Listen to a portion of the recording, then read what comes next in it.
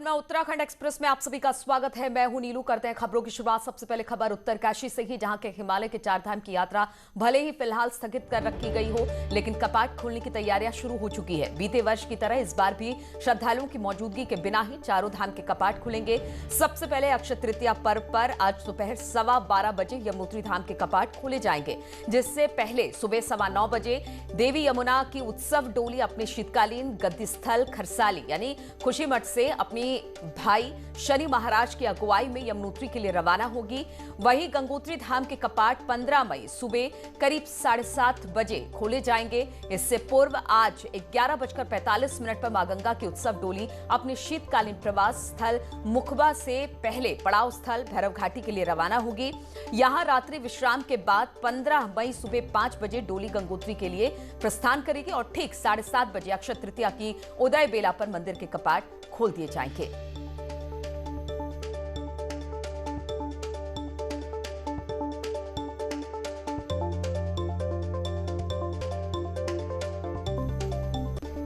और उत्तराखंड में आज से चारधाम के कपाट खुलने का सिलसिला शुरू हो जाएगा और कोरोना के चलते ये लगातार दूसरा साल होगा जब भगवान के दर्शन के लिए भक्त नहीं होंगे।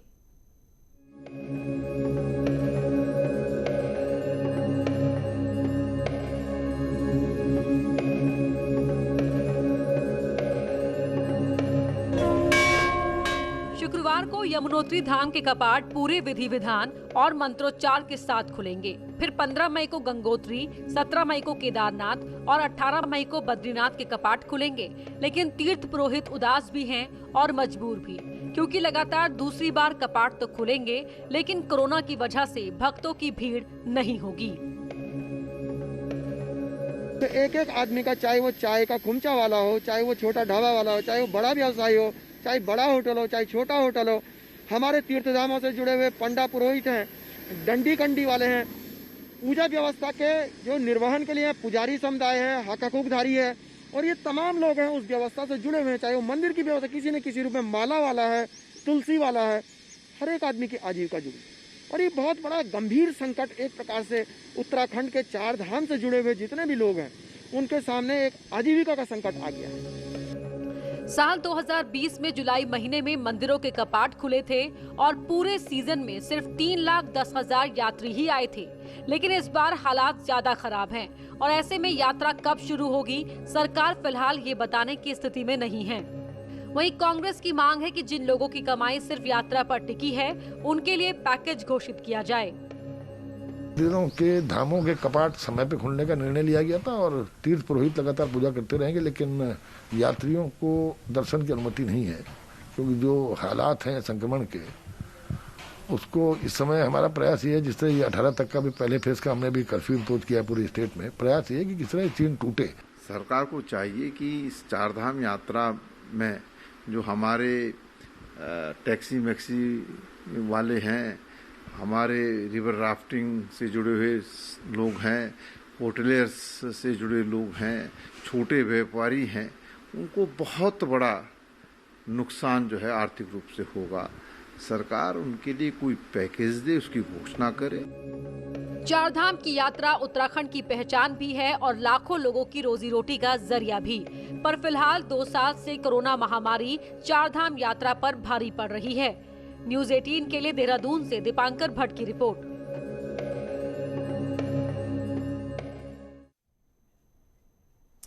और इसी पर बातचीत करने के लिए सुनील नौप्रभात इस वक्त हमारे साथ जुड़ गए हैं। सुनील, एक बार फिर से चारधाम यात्रा शुरू हो रही है, लेकिन इस बार भी भक्तगण नहीं है।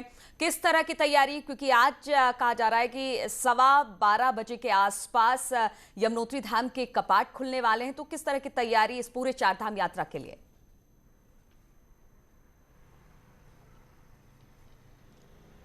देखिए नीलू, आज से और 18 मई के बीच चारों धाम गंगोत्री, यमुनोत्री, बद्रीनाथ और केदारनाथ के कपाट खुल जाएंगे। आज यमुनोत्री के कपाट खुल रहे हैं, कल गंगोत्री के खुलेंगे, 17 मई को केदारनाथ और 18 मई को बद्रीनाथ के कपाट खुल जाएंगे।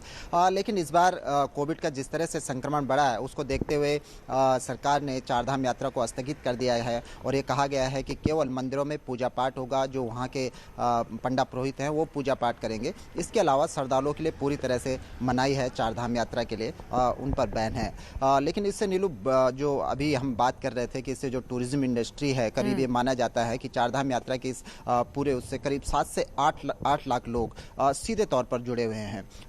2000 अगर हम 2020 की 2019 की हम बात करें नीलू, तो 32 लाख लोगों ने चारधाम यात्रा की थी उत्तराखंड में। 2020 में एक बार फिर से कोविड का जब संक्रमण हुआ तो तब भी चारधाम यात्रा स्थगित कर दी गई थी। तब 3 लाख के आसपास लोगों ने चारधाम की यात्रा की थी और इस बार तो शुरुआत में ही चारधाम यात्रा स्थगित कर दी गई है। तो आप लगा सकते हैं कि कितने बड़े पैमाने पर लोगों पर इसका सीधा इम्पैक्ट पड़ेगा आर्थिक तौर पर। 7 से 8 लाख लोग माने जाते हैं कि सीधे तौर पर इससे जुड़े हुए हैं, उनकी रोजी रोटी का संकट खड़ा हो जाएगा। और ये बड़ा सवाल जो टूरिज्म इंडस्ट्री से जुड़े हुए हैं, जो पर्यटन कारोबार से जुड़े हुए हैं, छोटे छोटे खोखे ढाबे वाले लोग हैं, टैक्सी मैक्सी वाले लोग हैं, उनके सामने एक आर्थिक का संकट इस दौरान खड़ा हो जाएगा। क्योंकि लोगों को एक बड़ी उम्मीद होती है कि चारधाम यात्रा खुलेगी, टूरिस्ट आएंगे, श्रद्धालु आएंगे और इसमें उनकी कमाई होगी, उनका जो रोजगार है वो चल निकलेगा। लेकिन पिछले 2 सालों से कोरोना के कारण वो भारी बिल्कुल सुनील, हालांकि इस बात को सभी मानते हैं कि कोरोना काल है और इस वक्त चारधाम यात्रा की शुरुआत करना भी ठीक नहीं है, लेकिन कहीं ना कहीं जो रोजी रोजगार है उस पर संकट मंडरा रहा है। ऐसे में इस बार चारधाम यात्रा नहीं होगी, बिना लोगों के होगी, तो उन लोगों के लिए क्या किसी तरह का कोई प्लान है सरकार के पास कि ये लोग अपना रोजी रोजगार कैसे करें? इसके अलावा जो आज यमुनोत्री धाम के कपाट खुल रहे हैं उसको लेकर किस तरह की तैयारी है? कितने लोग कपाट खुलने के वक्त में मौजूद रहेंगे? क्या कुछ गाइडलाइन जारी की गई है इसको लेकर? देखिए नीलू, जो गाइडलाइन है उसके अनुसार केवल 25 लोग ही, जिसमें पंडा पुरोहित शामिल होंगे जो पूजा पाठ वहाँ पर करते हैं, 25 लोग ही पूजा पाठ में शामिल हो पाएंगे, कपाट खुलने की इस पूरी प्रक्रिया में शामिल हो जाएंगे। आज यमुनोत्री धाम में जो परंपरा है कि शनि महाराज की जो डोली होती है वो माँ यमुना की डोली के साथ, दोनों में एक धार्मिक परंपरा है कि दोनों को भाई बहन माना जाता है। शनि महाराज की डोली माँ यमुना की डोली के साथ अब से कुछ देर बाद करीब 9 बजे के आसपास जो उनका खरसाली है, शीतकालीन प्रवास स्थल है, वहाँ से रवाना होगी यमुनोत्री के लिए और 12:15 बजे के आसपास यमुनोत्री धाम के कपाट श्रद्धालुओं के लिए खोल दिए जाएंगे। तो ठीक इसी तरह से चूंकि कल गंगोत्री धाम के कपाट खुलने हैं, तो जो गंगोत्री की जो माँ गंगा की डोली है वो शीतकालीन प्रवास स्थल मुकबा में रहती है, तो आज वहाँ से माँ गंगा की डोली भी रवाना होगी गंगोत्री धाम के लिए। बीच में भैरव घाटी पड़ती है, वहाँ पर रात्रि पड़ाव होता है, एक रात वहाँ पर विश्राम होता है। तो कल माँ गंगा की डोली गंगोत्री धाम पहुँचेगी और कल गंगोत्री धाम के कपाट भी श्रद्धालुओं के लिए खोल दिए जाएंगे। लेकिन कोविड के मद्देनजर पूरी चारधाम यात्रा के दौरान चारों धामों में जब भी कपाट खुलेंगे केवल 25 लोगों को ही प्रशासन ने अनुमति दी है। जी। और सुनील, जो आगे के पूजा पाठ होंगे जब कपाट खुलने के बाद, तो हमने देखा था एक एसओपी जारी की गई थी, उसमें कहा गया था कि आप घंटी नहीं छू सकते हैं, तमाम चीजें नहीं छू सकते हैं, उसको लेकर भी कुछ प्रोटोकॉल वहां पर निर्धारित की गई थी। जब कपाट सारे खुल जाएंगे, चारों धाम के कपाट, तो पूजा पाठ का दौर किस तरह से होगा? क्या सिर्फ मंदिर में पंडित को जाने की इजाजत होगी?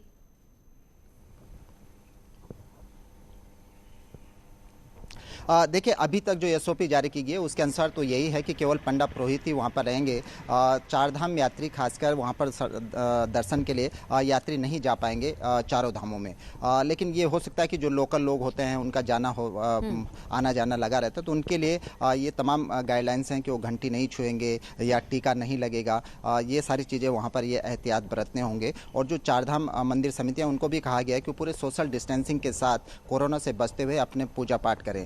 हालांकि इस बीच पर्यटन मंत्री सतपाल महाराज ने जरूर ये बात कही है कि चारों धामों के जो दर्शन है वो लोगों को सीधे वर्चुअली दर्शन कराएंगे। वहाँ पर सुबह और शाम जो आरती होती है, जो परंपराएं हैं, उनके सीधे तौर पर श्रद्धालु वर्चुअली दर्शन कर सकेंगे। लेकिन ये अपने आप में बड़ी चुनौती है नीलू, क्योंकि चारों धाम बेहद हाई एल्टीट्यूड वाले जगहों पर हैं। यहाँ पर नेट कनेक्टिविटी भी एक बड़ी समस्या होती है। ऐसे में वर्चुअली दर्शन कैसे लोग कर पाएंगे, इस पर अभी संशय बना हुआ है। लेकिन फिलहाल पर्यटन मंत्री का कहना है कि जो श्रद्धालु हैं देश विदेश के, वो घर बैठे चारों धामों के दर्शन भी कर सकेंगे। बिल्कुल। और सुनील, हमारी भी कोशिश रहेगी कि हम भी कोशिश करें कि चार धाम की यात्रा और उसके बाद कपाट खुलने से लेकर वहां पे जो दर्शन पूजन है वो भी हम अपने चैनल के माध्यम से अपने दर्शकों को दिखा पाए। बहुत बहुत शुक्रिया आपका सुनील, हमारे साथ जुड़ने के लिए।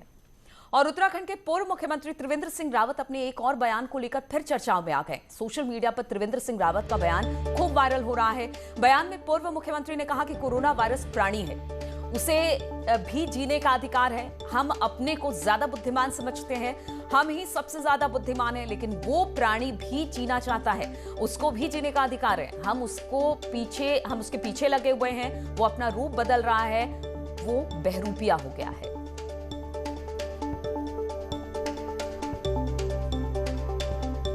तो पूर्व सीएम त्रिवेंद्र सिंह का बयान आया है कि कोरोना को भी जीने का अधिकार है, वो रूप बदल रहा है। उन्होंने कहा कि कोरोना वायरस प्राणी है, उसे भी जीने का अधिकार है। हम अपने आप को ज्यादा बुद्धिमान समझते हैं, हम ही सबसे ज्यादा बुद्धिमान है, लेकिन वो प्राणी भी जीना चाहता है और उसको भी जीने का अधिकार है। हम उसके पीछे लगे हैं, वो अपना रूप बदल रहा है, वो बहरूपिया है। तो इस तरह का बयान पूर्व मुख्यमंत्री की तरफ से, जबकि कोरोना अपने चरम पर है और सभी उसको हराने में जुटे हुए हैं। और उत्तराखंड में गुरुवार को कोविड के 7,127 नए केस सामने आए हैं। बीते 24 घंटे में 122 संक्रमित मरीजों की मौत हो चुकी है, जबकि 5,748 मरीज ठीक होकर अपने घर भी लौटे हैं। कोविड के इस समय 78,000 के पार एक्टिव केस है। वहीं देहरादून में 2,094 नए केस सामने आए हैं, जबकि हरिद्वार में 1,354 नए मामले सामने आए हैं। वहीं नैनीताल में 587, उधम सिंह नगर में 691 नए मामले सामने आए हैं।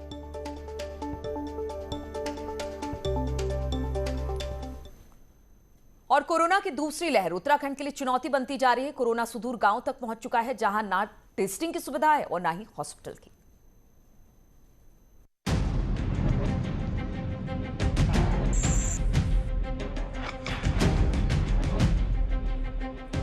उत्तराखंड में कोरोना की दूसरी लहर से हर शहर बेहाल है। हालात यहां तक पहुंच चुके हैं कि कोरोना अब सुदूर गांव में भी पैर पसार चुका है। उत्तरकाशी के किशनपुर गांव में 56, वीरपुर में 40 और जुगड़ा गांव में 43 मामले पाए गए। टिहरी के नेल्डा गांव में 90 कोविड पॉजिटिव पाए गए। चंपावत के बचखेत, स्वाला समेत कई गांव इस महामारी की जद में हैं। पिथौरागढ़ में चहज, ओझा गांव, भागीचौरा, जोरासी, मड़धुरा गांव में भी कोरोना वायरस दस्तक दे चुका है। पहाड़ों में स्वास्थ्य सेवाओं के अभाव के साथ ही गांव की पैदल दूरी एक बड़ी परेशानी बन रही है। हालांकि अभी भी कुछ लोग इसे वायरल फीवर ही मान रहे हैं। हाँ जी, हमारी ग्राम सभा बुडूगी है। यहाँ पे कम से कम 55 परिवार निवासरत हैं, जिसमें से अमूमन लगाया जाए तो घर का हर एक सदस्य को कहीं न कहीं वायरल फीवर है। और वर्तमान में स्थितियाँ देखी ये भी जा रही हैं कि हमारे जितना भी क्षेत्र है, जिला मुख्यालय से सटा हुआ क्षेत्र, यहाँ पे हर जगह वायरल फीवर चल ही रहा है, परंतु स्वास्थ्य विभाग की कोई भी टीम कहीं भी नहीं जा रही है। ये क्षेत्र के जो ग्रामीण इलाके हैं, वहाँ पर बड़ी संख्या में लोग खांसी, बुखार, जुकाम इत्यादि की शिकायत से पीड़ित हैं। इसका कारण ये भी हो सकता है कि वहाँ पर लगातार भारी वर्षा हो रही है और मौसम में बदलाव के कारण भी ऐसी शिकायतें रहती हैं। मगर वर्तमान में जिस प्रकार से कोविड का व्यापक स्तर पर संक्रमण हो रहा है, उस लिहाज से हमको सतर्क और सजगता बरतने की आवश्यकता है। गांव में आसपास कोविड टेस्ट की सुविधा न होना भी संक्रमण के बढ़ने का एक बड़ा कारण बन रहा है। हालांकि सरकार का कहना है कि ग्रामीण लोग टेस्ट कराने से ही बच रहे हैं। अपने विधानसभा क्षेत्र में कुछ गाँव में टीम भेजी थी। किसी गांव से फोन आया था कि साहब यहाँ पे लोगों को बुखार है, एक टीम भेज दी। जब मैं अगले दिन फिर फोन आया कि टीम नहीं आई, तो मैंने जब डॉक्टर को डांटा था आपने टीम नहीं भेजी, तो डॉक्टर ने मुझे तत्काल फीडबैक दिया कि साहब कल टीम गई थी लेकिन गांव में कोई टेस्ट कराने को तैयार नहीं है। लोगों को भय हो रहा है कि कहीं कोविड पॉजिटिव ना आ जाए। ग्रामीण क्षेत्रों में कोविड टेस्ट के लिए मोबाइल वैन शुरू करने और दवाइयां बांटने का ऐलान किया गया है। वो अभी धरातल पर उतर नहीं पाया था कि पहाड़ के ग्रामीण इलाके में कोविड ने अपने पैर पसारने शुरू कर दिए हैं। न्यूज़ 18 के देहरादून से सुनील नप्रभात की रिपोर्ट। ब्रेक के बाद अब हरिद्वार से खबर लेते हैं। हरिद्वार में मेयर के ऑफिस की अचानक सीलिंग गिर गई। हादसे में मेयर अनीता शर्मा बाल बाल बच गई। हादसे के दौरान मेयर अपने दफ्तर में ही मौजूद थी कि तभी अचानक सीलिंग का एक हिस्सा जमीन पर आ गिरा। दफ्तर में मौजूद दूसरे लोगों ने भागकर अपनी जान बचाई। हम कांग्रेस के हैं इसलिए नहीं बनाए निगम, आज यहाँ बीजेपी की बैठक होती। हरिद्वार में न्यूज़ 18 की खबर का बड़ा असर हुआ है। जिले में ऑक्सीजन की बढ़ती डिमांड और ओवर रेटिंग पर लगाम लगाने के लिए जिला प्रशासन ने ऑक्सीजन सिलेंडर रिफिलिंग की दरें निर्धारित कर दी हैं। निर्धारित दरों से ज्यादा दामों पर ऑक्सीजन की रिफिलिंग करने वाले वेंडर्स पर कानूनी कार्रवाई की जाएगी। डीएम का कहना है कि कई जगह अधिक वसूली की शिकायतें मिल रही थी। इसमें काम नहीं कर रही है। तो ये काफ़ी विचार विमर्श के उपरांत जो वास्तविक जो आज के जो डिमांड और सप्लाई को देखते हुए कुछ रेट्स को जो है निर्धारण किया गया है। ये रेट से ज़्यादा जो है कोई बेचना जो है फिर उल्लंघन होगा disaster management act and epidemic diseases control act के तहत। इसका जो है वो एक हेल्पलाइन नंबर भी रख दिया है। उत्तराखंड में इस साल जनवरी से मई तक मूसलाधार बारिश से कई जगह तबाही की तस्वीर दिखी। कहीं बादल फटा तो कहीं भारी बारिश। मई के महीने में हो रही बारिश ने मौसम वैज्ञानिकों की चिंता भी अब बढ़ा दी है।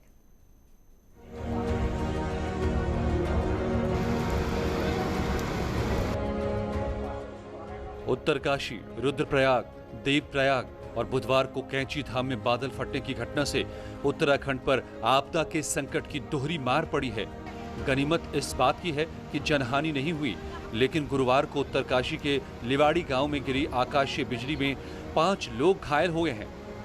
बादल फटने की घटना के पीछे मौसम वैज्ञानिक वेस्टर्न डिस्टर्बेंस को बड़ी वजह मान रहे हैं। अकेले 29 अप्रैल से 5 मई के बीच 10 mm तक बारिश का पूर्वानुमान था, लेकिन बारिश 16 mm तक हुई। वहीं मई के दूसरे हफ्ते में 17 mm तक बारिश होने की उम्मीद थी, मगर अब तक 35 mm तक की बारिश हो चुकी है। 15 तारीख से जो है उत्तराखंड में वर्षण में काफ़ी कमी की संभावना है। 15 से लेकर 17 तक उत्तराखंड में ज़्यादातर जगह जो मौसम शुष्क रहेगा। केवल जो उत्तराखंड के उत्तरकाशी, चमोली, पिथौरागढ़ जनपद है, यहाँ कहीं कहीं बहुत हल्की से हल्की वर्षा हो सकती है। इस समय क्या हो रहा है कि मौसम में जो है जो अराबियन सी है, जो अरब सागर से जो मानसून की हवाएं हैं या फिर जिसे कहीं नमी युक्त हवाएं हैं, उसका साइक्लोनिक सर्कुलेशन जिसे कहते हैं चक्रवाती परिसंचरण, और बंगाल की खाड़ी में भी जो है साइक्लोनिक सर्कुलेशन जिसे चक्रवाती परिसंचरण और पश्चिमी विक्षोभ का सक्रिय होना है। प्रदेश में 2 डॉपलर राडार होने के बावजूद सही जानकारी न मिल पाने पर सरकार भी चिंता जता रही है। उत्तराखंड में गढ़वाल क्षेत्र के अंदर और कुमाऊं क्षेत्र के अंदर एक डॉपलर रेडार लगा था। मैं निश्चित रूप में इसमें जानकारी प्राप्त करूंगा कि डॉपलर रेडार्स की क्या सूचना है और मेट्रोलॉजिकल जो डिपार्टमेंट है वो क्या सूचना दे रहा है। निश्चित रूप में सूचना का संकलन करके हम लोग चाहेंगे कि हमें बादल फटने की पूर्व सूचना मिले। एक तो जनता पर पहले ही कोविड की मार है, ऊपर से अब प्राकृतिक आपदा ने लोगों की मुश्किलें और बढ़ा दी हैं। न्यूज़ 18 के लिए देहरादून से भारती सकलानी की रिपोर्ट।